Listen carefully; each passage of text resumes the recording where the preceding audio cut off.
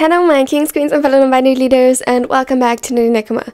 Today we're gonna pick up with another series that has been in the works for a while, but we'll finally finish it with part 3 of A Lifelong Promise.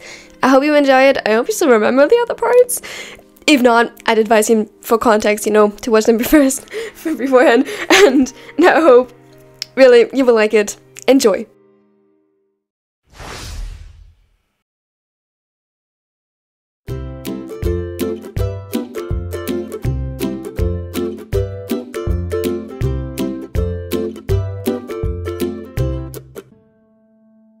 Atsumu felt heavy, as though gravity had increased, and pulled him insistently down to the ground.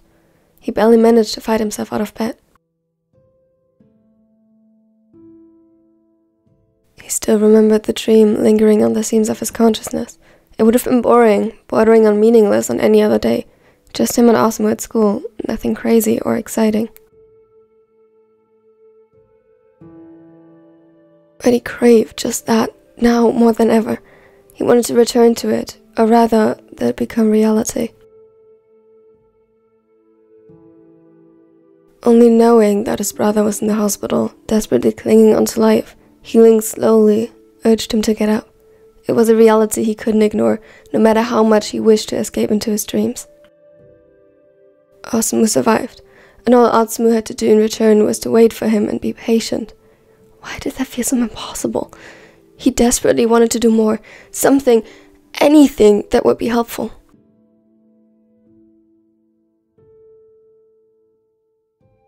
Atsumu. A hand squeezed his shoulder gently, and he quietly turned his head to look up to where his boyfriend stood next to him, already dressed in his jacket and a mask. He'll be fine. You're both too stubborn to let the other live longer. Something like a smile tugged at the corners of Atsumu's lips, and he placed a hand above his boyfriend's, grateful.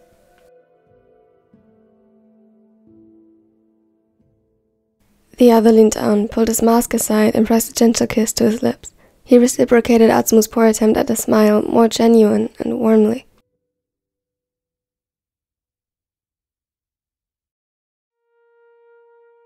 Come on, put on shoes and let's go. Otherwise, he'll long be awake when we get there. He teased him, but Atsumu secretly wished he was right, nonetheless fastening his shoes faster. He knew it was unlikely. Part of him wanted to suffocate the hope before it could blossom, yet he was powerless against it.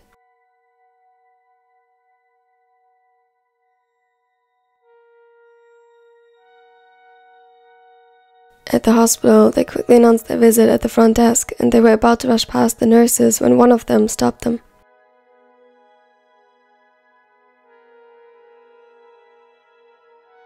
You are here for Miya Osamu, right? For a brief second, ice-cold panic seemed to infuse every nerve in Atsumu's body, although logically he knew that, should the unthinkable have happened, he would have been contacted already, and the nurse would have looked more solemn.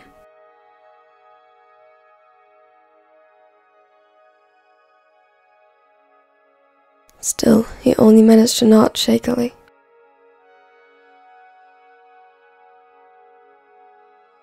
His condition stabilized, and he was transferred out of the ICU to the same room as Suna Rentaro. Atsumu's breath caught in his throat, this time with a sort of disbelief mixed with nervous excitement. He gave his thanks to the nurse with a short bow and immediately rushed to the stairs, Sakusa in tow. He only paused when reaching the door, suddenly scared of what would await him behind it. Sakusa offered his support as he took his hand and nodded encouragingly. Hey, a scrub finally come to visit me. Atsumu couldn't help the choked cry that swallowed his response. Osamu looked still awfully pale and managed little more than to turn his head to face him, but a smile had curled his lips upwards, and the stormy grey eyes found him. The blonde quickly closed the distance between them, and as carefully as he could, as if Osamu would fall apart irreparably at the slightest pressure, he hugged him. You idiot.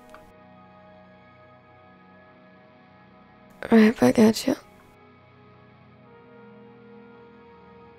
Osamu was always the more composed one of the two, but even his voice was thick with unshed tears, and when Atsumu tried to separate them again, he refused.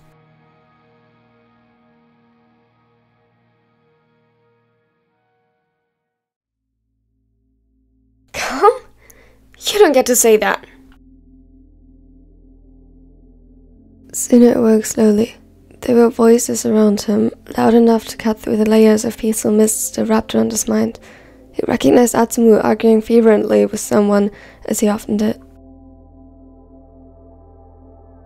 He was tempted to ignore it. His mind wasn't fully awake yet, certainly not enough to process what was going on. Atsumu, your concern is perfectly valid and appreciated, but please lower your voice. This is still a hospital. Kido's there. Good. So Suna didn't have to intervene.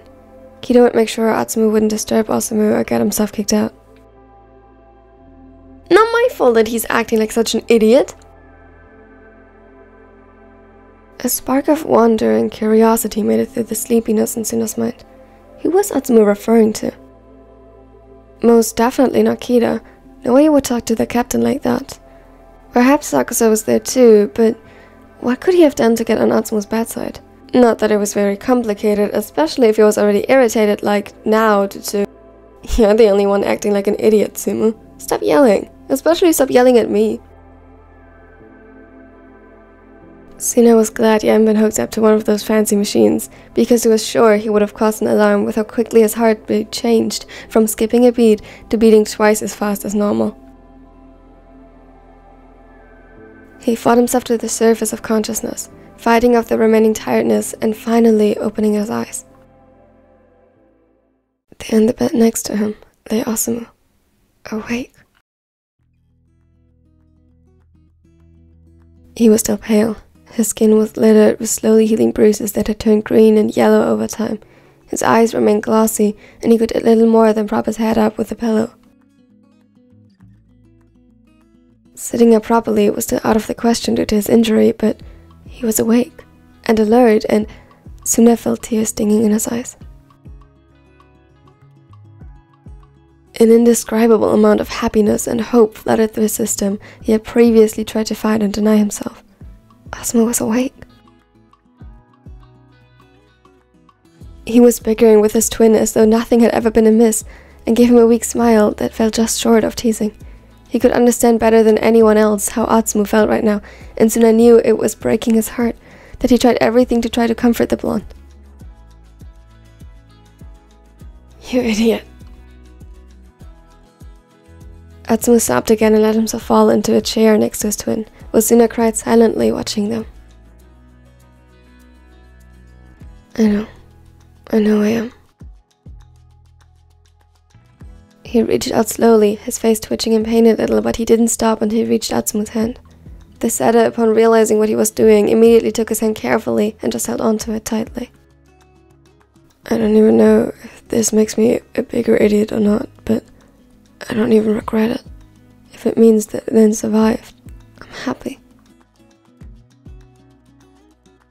At that, Suna couldn't hold it anymore, and a sob clawed its way from his throat. Everyone in the room turned toward him, but his eyes remained on Osamu. Hey. Osamu looked at him tenderly, his own eyes overflowing with tears as he watched him. They both could do little more than that, but Suna refused to accept that. He tried speaking, but his throat was too tight. The sob shook his body and sent sharp jolts of pain through his system, but he ignored it. As soon as he realized that he couldn't talk, he felt a mix of anxiety and determination settling in. He pulled the blanket back and got to his feet faster than anyone could stop him. It hurt. He felt his skin stretch uncomfortably where it healed from being ripped open by the rough pavement. He felt his ribs ache and his breath shorten, but he ignored it.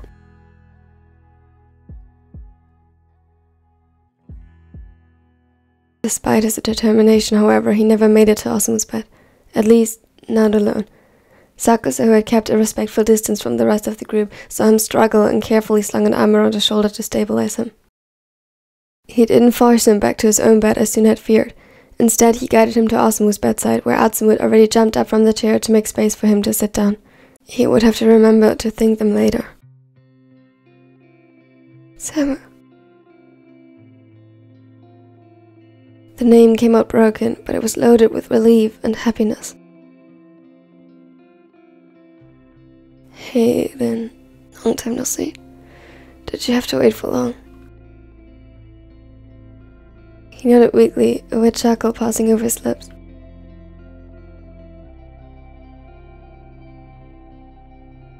Way too long. I'll never forgive you for that. My apologies. How can I ever make amends?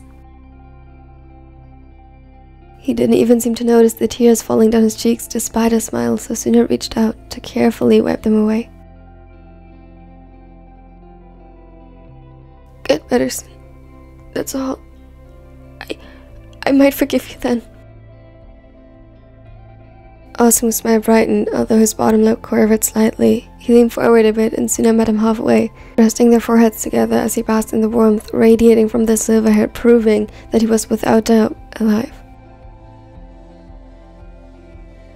I love you, but if you ever scare me like that again, I will take your onigiri away.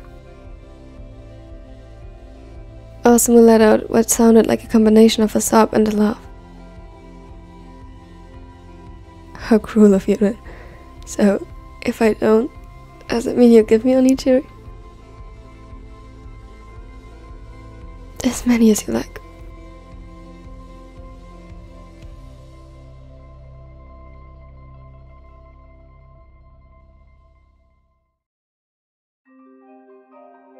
Thank you for watching the video till the end. I really hope you enjoyed it.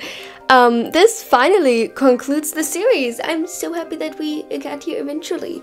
If you liked it, don't forget to like and subscribe so you won't miss out on other cool stuff that I do in this channel. For example, the In My Shadow series. Yeah, that one. I had to think about that. Yeah, tell me under the film comment your favorite moment and or quote. And please forgive if my voice wasn't perfect. I was really tired when recording this. Sorry about that. A special thanks as always goes out to my nerdy Nekos. You guys are the absolute best. Special thanks to Angie and Kyle who just joined. Thank you so much for supporting the channel. It means the world to me. If you watching right now are not a nerdy Neko yet, which is unlikely at the very current moment because they get early access. And hey, if you also want early access, I don't think this made sense. If you also want early access, check it out and here's more content. I hope you have a wonderful and amazing day. Bye! Wake up, today's gonna be a good day. Wake up, today's gonna be a good day. Wake up, today's gonna be a good day. Wake up, today's gonna be a good day.